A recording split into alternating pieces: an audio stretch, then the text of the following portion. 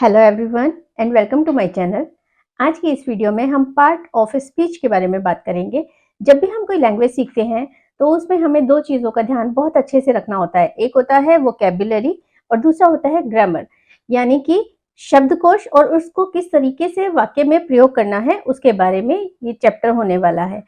In English every word is a part of speech, यानी कि हम इंग्लिश में जितने भी शब्द बोलते हैं वाक्य के अंदर, सेंटेंस के अंदर, वो सभी पार्ट ऑफ स्पीच के अंतर्गत आते हैं। तो जब भी हम ये चैप्टर करते हैं तो हम ग्रामर का एक काफी बड़ा पोर्शन इसमें हम कवर करते हैं।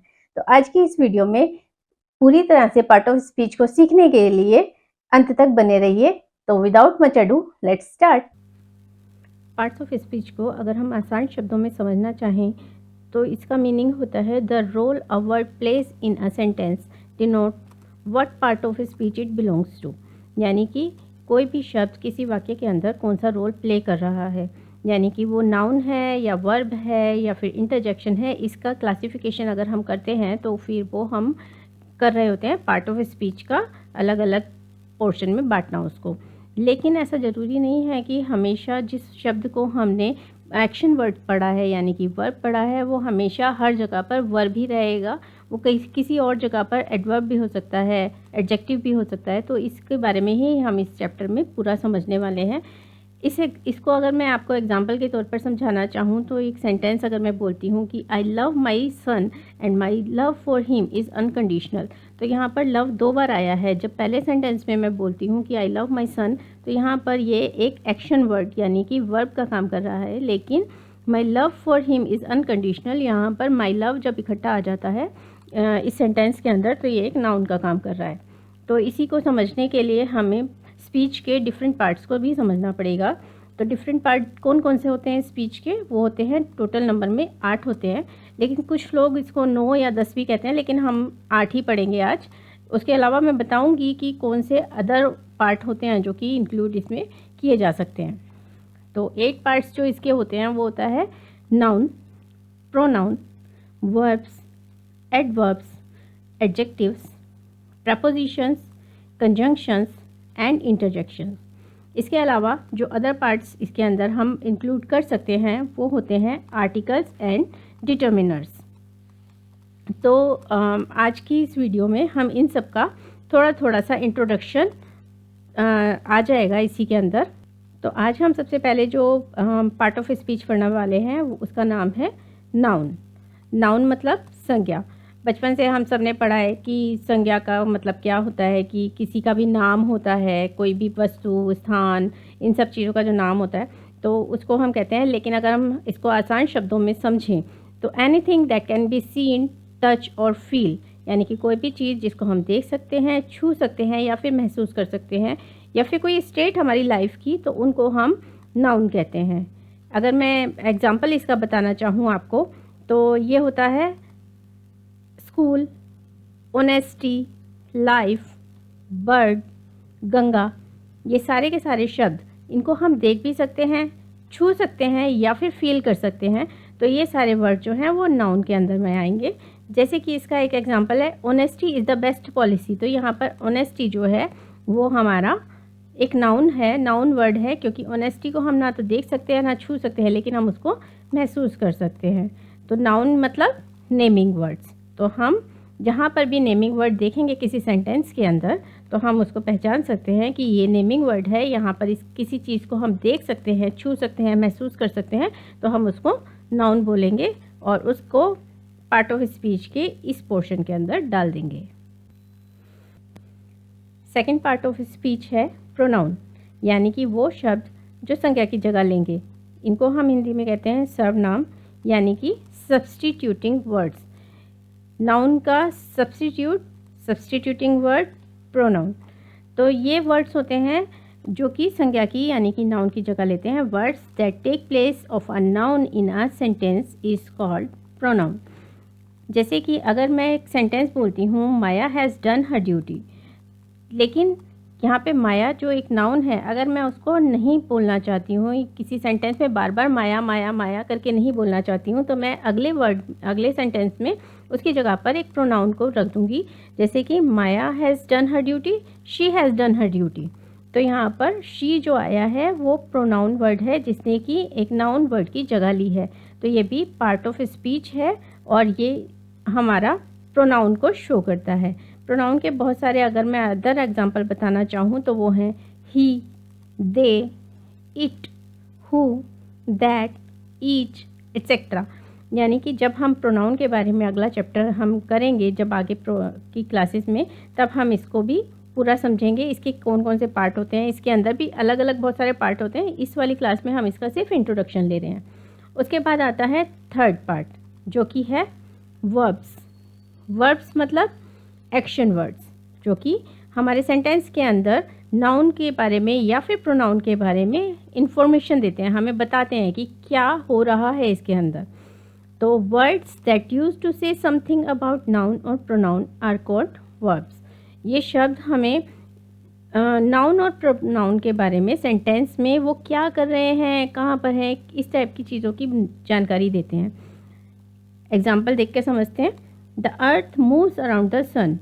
अब यहाँ पर अर्थ जो है वो नाउन है, सन जो है वो नाउन है, लेकिन वो क्या कर रहे हैं, तो अर्थ जो है वो मूव कर रही है सन के आसपास। तो यहाँ पर मूव जो है हमें अर्थ के एक्शन को बता रही है, तो इसकी वजह से ये एक एक्शन वर्ड यानी कि वर्ब है।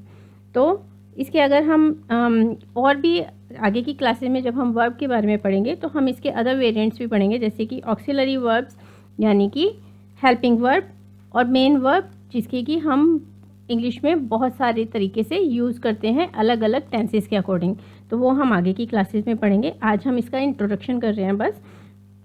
अगर मैं और वर्ब्स का एग्जांपल आपको दूं तो वो हो सकता है do, write, be, listen, advice, बहुत सारे हो सकते हैं। जब हम आगे की क्लासेस में पढ़ते जाएंगे तो हम इसके बारे में भी समझते जाएंगे। उसके बाद जो आता है वो है एडवर्ब्स। एडवर्ब यानी कि हिंदी में अगर हम बोलें तो क्रिया विशेषण, और अगर हम इसको समझना चाहें सिर्फ दो शब्दों में तो होता है modifying words. Words that modifies every part of speech except a noun, pronoun and interjection. यानी कि वो शब्द जो कि किसी सेंटेंस के अंदर नाउन, प्रोनाउन और इंटरजेक्शन को बदलने के अलावा उसके बारे में समझने, जो वर्ब हमें बता रही है उसके बारे में, उसको मॉडिफाई कर देता है, यानी कि और इलेबोरेट करके हमें अच्छी तरीके से समझाने की कोशिश करता है। इसका एग्जांपल देखते हैं। ही राइट्स इंग्लिश करेक्टली। अब यहाँ पर ही राइट्स यानी कि वो लिखता है, लिखता है यानी कि वर्ड है, तो राइट्स इंग्लिश करेक्टली। करेक्टली से हमें क्या पता चला कि वो जो इंग्लिश लिखता है वो बहुत अच्छे तरीके से लिखता है, बिल्कुल ठीक ठीक लिखता है। तो यहाँ पर ये एडवर्ब जो है करेक्टली, वो वर्ब राइट को मॉडिफाई कर रहा है। लेकिन ऐसा ही नहीं है कि ये सिर्फ वर्ब को ही मॉडिफाई करता है, ये और भी चीज़ें हैं जो हमारे सेंटेंस के अंदर अदर पार्ट्स होते हैं उनको भी मॉडिफाई करता है। जैसे कि एक और एग्जांपल अगर हम लेते हैं तो होता है a crow flew just over her head. तो यहाँ पर वर्ड जस्ट जो है वो ओवर यानी कि एक प्रपोजिशन को मॉडिफाई कर रहा है। तो इस तरीके से एडवर्ब जो है उसका वर्क होता है कि वो जो कन्वे हो रहा है मैसेज उसको और अच्छी तरह से एलैबोरेटेड तरीके से हमारे पास पहुंचा सके। कभी कभी ऐसा होता है कि कोई एडवर्ब जो होता है ना वो पूरे के पूरे एक फ्रेज़ को, फ्रेज़ का मतलब होता है कि एक छोटा सेंटेंस टाइप से होता है, मतलब वो इनकम्प्लीट सा सेंटेंस होता है, उससे हमें पूरी तरीके से सब कुछ समझ नहीं आता, तो उनको भी ये हमारे लिए मॉडिफाई करता है। इसका एग्जांपल ले लेते हैं। Probably he is right. यहाँ पर प्रोबेबली जो है वो पूरे के पूरे आगे का जो सेंटेंस है उसको मॉडिफाई कर रहा है, ही इज़ राइट इसको मॉडिफाई कर रहा है। तो यानी कि वर्ब का काम क्या होता है, जो भी हमारे पास मैसेज आ रहा है उसको थोड़ा एलैबोरेट करके देना, बट ये नाउन, प्रोनाउन और इंटरजेक्शन के ऊपर कोई इफ़ेक्ट नहीं डालता है, राइट। उसके आगे बढ़ते हैं। अगला है एडजेक्टिव्स। एडजेक्टिव्स यानी कि हिंदी में बोलें तो विशेषण।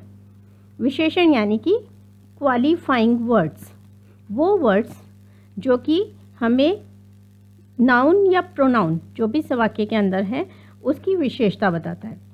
Words that add something to the meaning of a noun और अ प्रोनाउन, यानी कि उसके बारे में उसकी क्या विशेषता है, क्या खासियत है। इसमें खासियत के मतलब अगर हम बोलें तो सिर्फ उसके बारे में अच्छी बातें ही नहीं, कभी कभी ये बुरी बातें भी हमें कन्वे करता है। तो चाहे अच्छी बात हो या बुरी बात, वो उसकी विशेषता होती है, उसको ही हम विशेषण मानते हैं, एडजेक्टिव मानते हैं। India is a beautiful country, ठीक है। यहाँ पर ब्यूटीफुल जो है वो इंडिया के बारे में बोला गया है, तो यानी कि ये नाउन इंडिया के बारे में बता रहा है कि इंडिया जो है एक वे ब्यूटीफुल कंट्री है, खूबसूरत कंट्री है।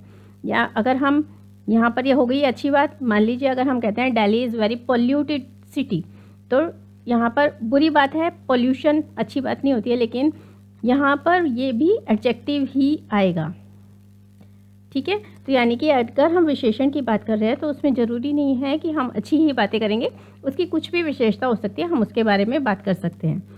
अगर हम इसके एग्जाम्पल लेना चाहें तो हो सकता है big, cheerful, kind, proud, etcetera. जब हम आगे के चैप्टर्स में इसके बारे में बात करेंगे, पूरा चैप्टर पढ़ेंगे, तब मैं इसके अलग अलग आपको कितनी तरह की ये होते हैं एडजेक्टिव्स वो भी समझाऊंगी। नेक्स्ट पर आ जाते हैं। नेक्स्ट होता है हमारा प्रपोजिशन। प्रपोजिशन का मतलब होता है संबंध सूचक शब्द, गवर्निंग वर्ड्स, यानी कि नाउन और प्रोनाउन का अन्य वाक्यों के साथ क्या संबंध है। Word which is used before a noun और a pronoun to show its relation to some other words in the sentence, यानी कि एक वाक्य के अंदर कितने भी अदर वर्ड्स हैं, उनका नाउन और प्रोनाउन उनके साथ क्या रिलेशन है। एग्जाम्पल देख लेते हैं। The soldiers fort with courage. Soldiers जो हैं उन्होंने लड़ाई की, कैसे की, करेज के साथ, तो विद करेज। तो यहाँ पर इनका क्या संबंध है आपस में, वो दर्शाता है वर्ड विद। तो जितने भी हमारे प्रोपोजिशन हैं उसके बारे में हम अलग जब वीडियो बनाएंगे तो उसके बारे में उसके अंदर बात करेंगे, लेकिन अभी हम अगर इसकी थोड़े से एग्जांपल्स देखना चाहें तो वो हैं to, in, by, from, for, etcetera, बहुत सारे हो सकते हैं। उसके बाद है नेक्स्ट हमारा जो पार्ट ऑफ स्पीच है वो है कंजंक्शंस। कंजंक्शंस यानी कनेक्टिंग वर्ड, यानी कि अगर हम हिंदी में इसको समझें तो संयोजक या फिर जोड़ने वाले शब्द, ये जोड़ने का काम करते हैं। ये किसको जोड़ते हैं, word which is use to join two words, clauses और सेंटेंस, यानी कि या तो दो शब्दों को जोड़ रहे हैं, या दो क्लॉज को जोड़ रहे हैं, या फिर दो सेंटेंसेस को जोड़ रहे हैं, यानी कि अलग अलग सेंटेंसेस को आपस में जोड़ने का काम करते हैं, क्लॉजेस को जोड़ने का काम करते हैं, वर्ड्स को जोड़ने का काम करते हैं, और ताकि उसका मीनिंग जो है वो एक ही बार में कन्वे हो जाए। एग्जाम्पल देख लेते हैं। Trust in God and do the right. यहाँ पर दो सेंटेंस है, भगवान में विश्वास रखो और सही काम करो। तो जो यहाँ पर एंड आया है वो वर्ड हमारा कंजंक्शन है, यानी कि वो दो सेंटेंसेस को जोड़कर एक बनाने का काम कर रहा है। अगर हम इसके एग्जाम्पल देखना चाहें तो वो होते हैं बट, और, स्टिल, अदरवाइज, एट्सेट्रा, यानी कि बहुत सारे हो सकते हैं। जब आगे के चैप्टर्स में हम कंजंक्शंस के बारे में पढ़ेंगे तब भी हम इसके बारे में पढ़ेंगे। आप कहेंगे कि बार बार यही बात बोले जा रही हूँ, लेकिन इसके लिए आपको मेरे साथ जुड़ना पड़ेगा और मेरे चैनल को सब्सक्राइब और लाइक करना पड़ेगा, ताकि हम इन सब टॉपिक्स के बारे में डिटेल में बात कर सकें, और इनके जितने भी अदर वेरिएंट्स हैं इसके अंदर और कितने पार्ट्स होते हैं इनके, वो सब भी समझ सकें। तो इसलिए प्लीज़ मेरे चैनल को सब्सक्राइब कर लीजिए, और अगर वीडियो पसंद आए तो लाइक भी कीजिएगा। अब आज के टॉपिक का लास्ट पार्ट ये है इंटरजेक्शन।